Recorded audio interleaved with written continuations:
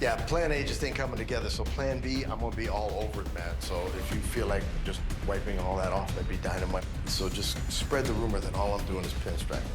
Sometimes you find them sitting in somebody's driveway. Sometimes you find them in a backyard.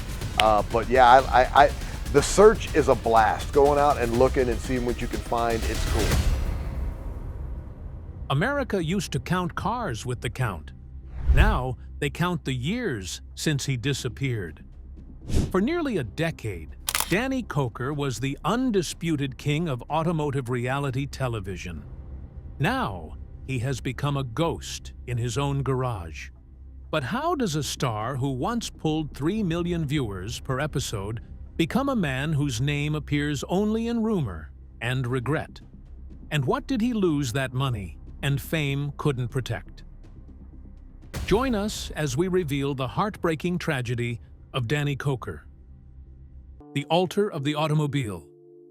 Unlike many reality TV creations who are manufactured in a producer's office, Danny was as authentic as the grease under his fingernails. Daniel Nicholas Koker II was born in Cleveland, Ohio. His father, who was an executive at Ford Motor Company, set him on the path to mechanical obsession when he gave young Danny his first motorcycle at just 8 years old. Danny was a self-taught savant. While other kids memorized baseball stats, he was dismantling engines to understand how they worked. He famously detested formal schooling, lasting only a year at the University of Nevada, Las Vegas, before realizing that the classroom could never compete with the sound of a 454 big block engine. By age 19, he was already a known figure in Vegas's underground car scene, not because he was loud, though he certainly was, but because he had an almost supernatural ability to see value where others saw rust.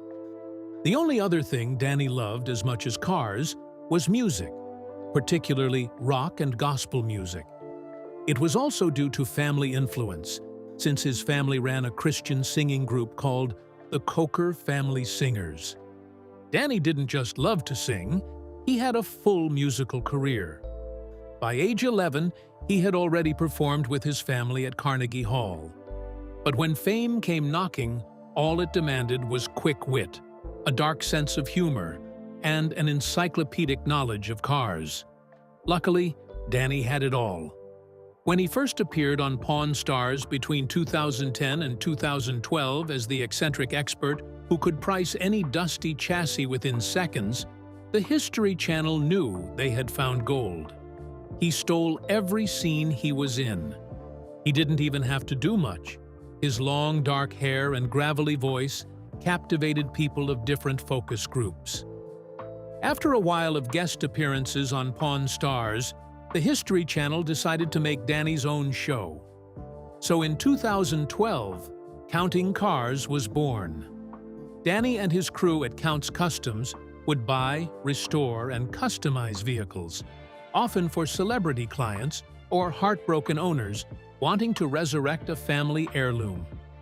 The show became a massive hit, regularly pulling 2 to 3 million viewers per episode and ranking among the History Channel's top 5 programs for 6 consecutive years. The show became the most popular in Season 6, when Danny attempted his most ambitious project ever, a complete restoration of a 1969 Ford Mustang Boss 429, one of only 859 ever built. The engine alone cost $40,000.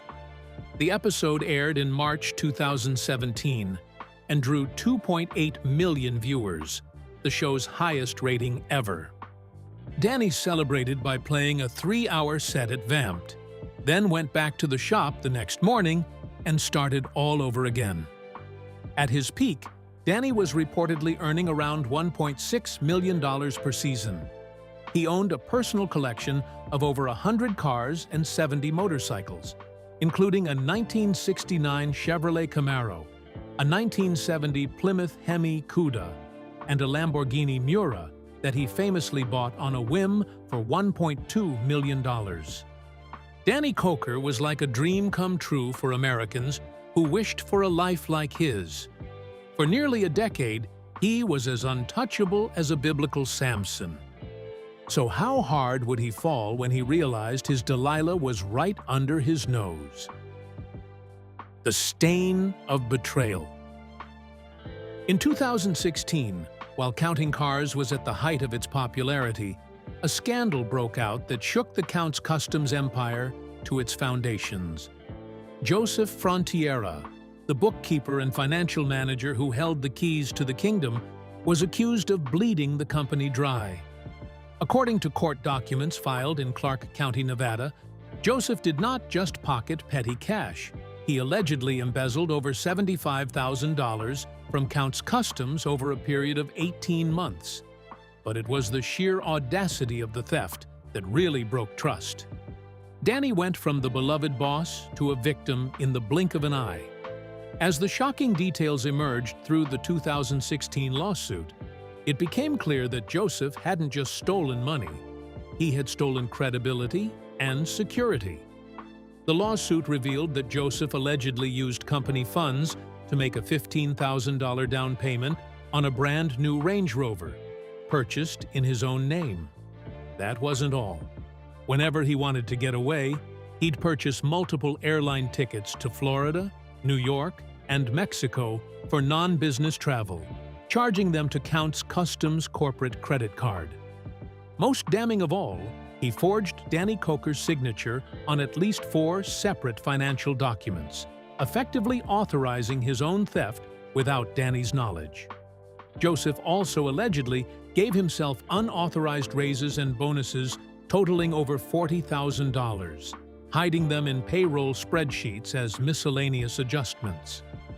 When Danny discovered the discrepancies during a routine audit that was prompted by a suspicious accountant he had hired just weeks earlier, the emotional toll was immediate. Danny felt something he had never felt in 40 years of turning wrenches and making deals. He felt stupid. The subsequent legal battle lasted 2 years, during which Joseph vanished from public view, deleting all social media accounts and refusing all interview requests. The last known address for him was a rented apartment in Henderson, Nevada, which he vacated 3 days after the lawsuit was filed. To this day, he has never made a public statement. But the damage was deeper than $75,000.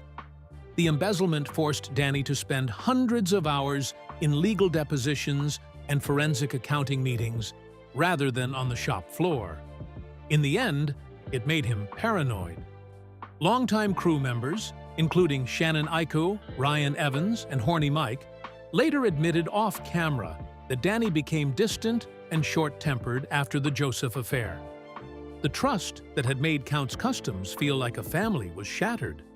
But of all the relationships strained by the Frontiera scandal, none was more misunderstood than the one between Danny and his lead painter, Ryan Evans. As false online rumors spread that Ryan had somehow been involved in the embezzlement, or that the two had severed ties, Danny broke his characteristic silence to shut down the gossip completely. "That is a horrible rumor about Ryan," he told Top Speed in a rare public statement.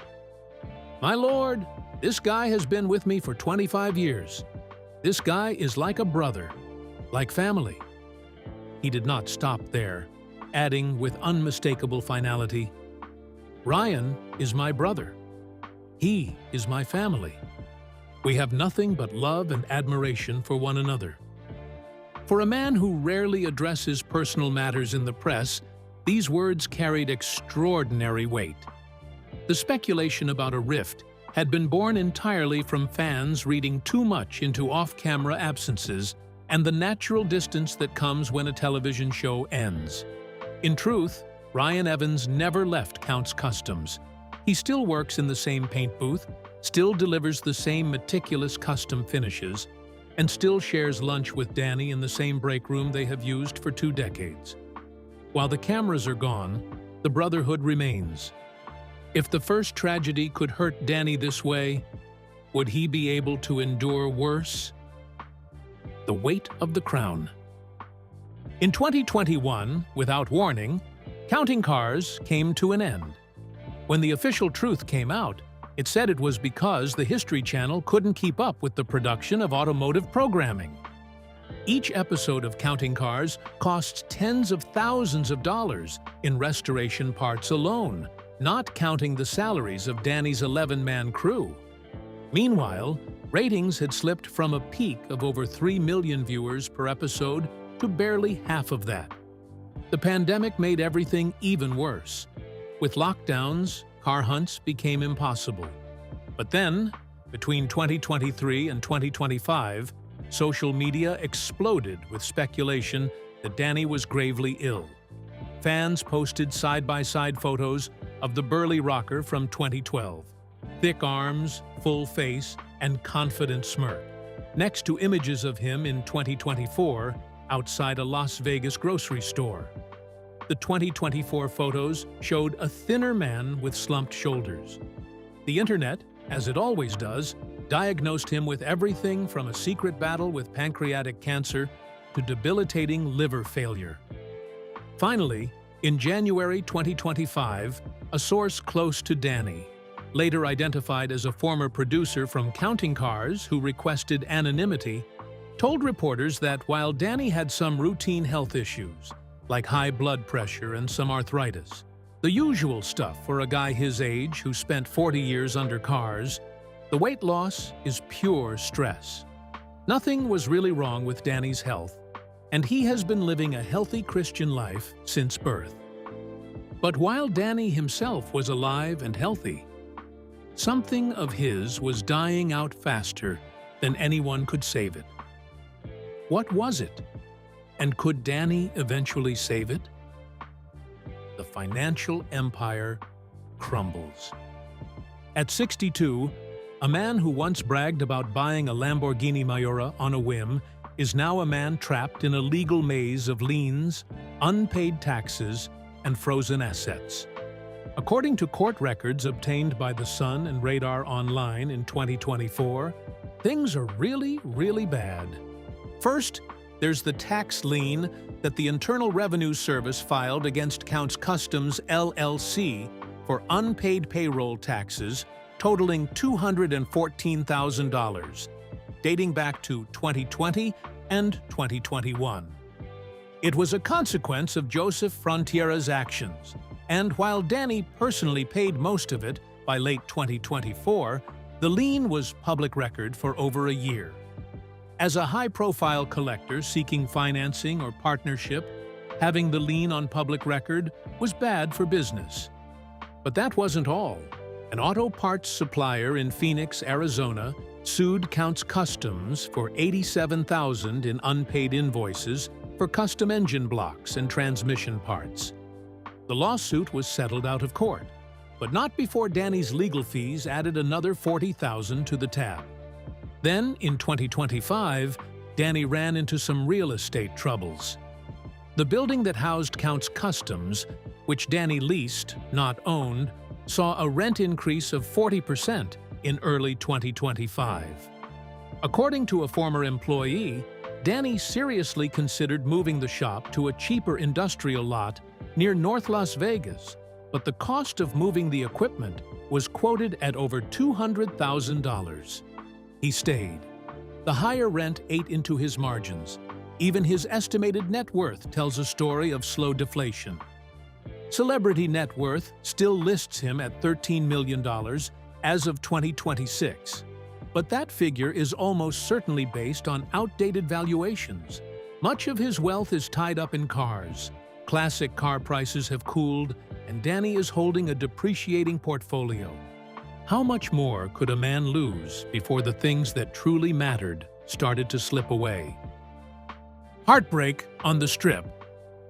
If the financial hits were a punch to the gut, the closure of Counts' vamped rock bar and grill was a stake through the heart. For Danny Koker, Vamped was the physical embodiment of his soul. Located on West Sahara Avenue, just a few miles from the Las Vegas Strip, it was the place where his two titanic loves, deafening rock and roll and V8 engines, collided in a glorious mess of leather jackets, tattooed arms, and spilled whiskey. The bar got its name from Danny's early days when he first tasted television fame. After moving to Las Vegas as a young man, he landed a gig hosting a B-grade horror movie show called Saturday Frights at the Movies on a local TV station his family owned. Danny Koker created a character called Count Cool Rider, who wore a cape like a vampire and became a cult hero to every weird kid in the Vegas Valley.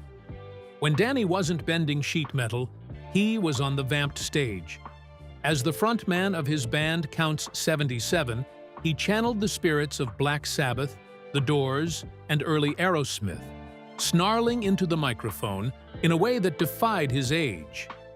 Vamped was the after-party for society's outcasts, bikers, mechanics, retired roadies, and tourists who stumbled in by accident and stayed for the vibe.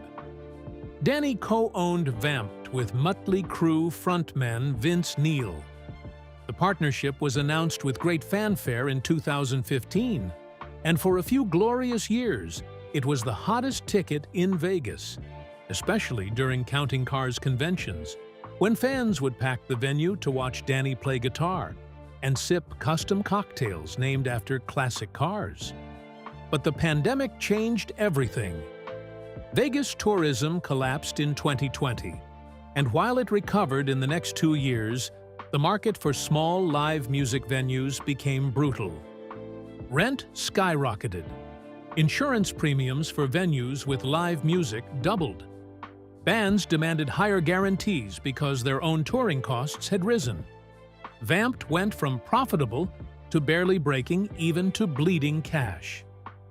In March 2023, Danny and Vince Neil quietly closed the doors to their second home.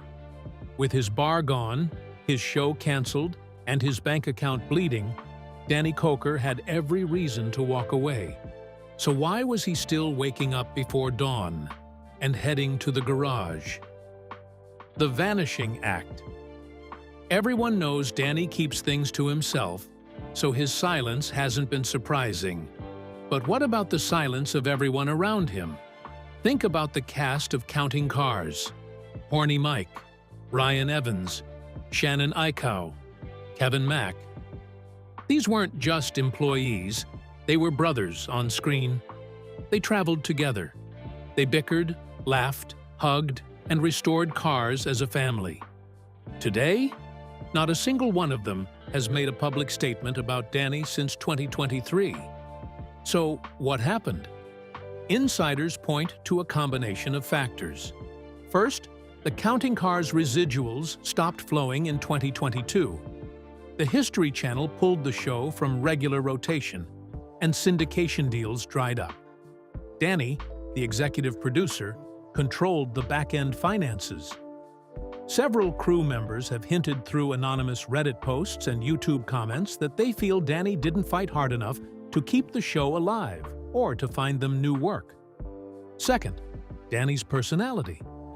Multiple sources have described him as proud to a fault. He would rather disappear than admit he's struggling. He would rather cut ties than ask for help. The History Channel itself has moved on. They now promote shows like American Pickers and The Secret of Skinwalker Ranch. Danny Koker is never mentioned. It's as if he never existed. And in the brutal arithmetic of cable television, maybe he doesn't. Not anymore. The headlines that ran through the second half of 2025 painted a picture of a man already in the rearview mirror. Danny Koker, according to the digital rumor mills, had become a cautionary tale tattooed on the arm of Las Vegas excess. But the people typing those headlines never walked past the open bay doors of Count's Customs on Arville Street. If they had, they would have seen the same 4 lifts straining under the chassis of old Detroit iron, the same wall of vintage signs, and the same concrete floor stained by decades of oil and sweat. The camera crews had packed up years earlier, but Danny arrived before dawn 6 days a week, slid under a frame, and turned wrenches until his knuckles ached. That rhythm never stopped. While the internet held a mock funeral, Danny was quietly working with 2 different cable networks floating 3 separate ideas for television projects. One concept centered on remote garages in dying small towns. Another wove together live performances and rolling metal. None of them tried to resurrect counting cars because Danny understood that you cannot step into the same river twice. Those conversations remain private, but the fact that development executives kept taking his calls told a different story than the obituaries. Around the same time, he launched Counts Culture, a podcast that deliberately avoids everything loud about modern media. Danny simply invites a guest, a chopper builder from Arizona, a blues guitarist who played Vamped back in 2018, and a retired pit crew chief, and they talk over the hum of an idling engine. The numbers are modest, but the audience is ferociously loyal, made up of people who ignored the tabloids and stayed subscribed. Public records and real estate filings show that Danny still owns the parcel of land underneath the shuttered Counts Vamped, a purchase he made for more than $2 million at the height of his earning power. That land now generates lease income from the restaurant group that moved in during late 2024. Added to the ongoing work at Counts Customs, residual checks from international syndication, and the podcast's advertising revenue, his net worth stabilizes at an estimated $13 million. That is a fraction of his peak, but it is not a ruin. Danny Koker remains in Las Vegas with his wife, Corey. He still runs his shop, and whenever the mood finds him, he still plays chords on his piano. The only thing that has changed is the volume of the world's attention. The crowd moved on. But the Count never left his garage, and anyone who has watched him bring a rusted shell back from the dead knows better than to assume the engine has stopped for good. Do you think we might see Danny back on TV before the year is over? Which of these occurrences do you think hurt Danny the most? Share your thoughts with us in the comments section. Remember to like, share, and subscribe for more. Also, click the next video showing on your screen. You will enjoy it.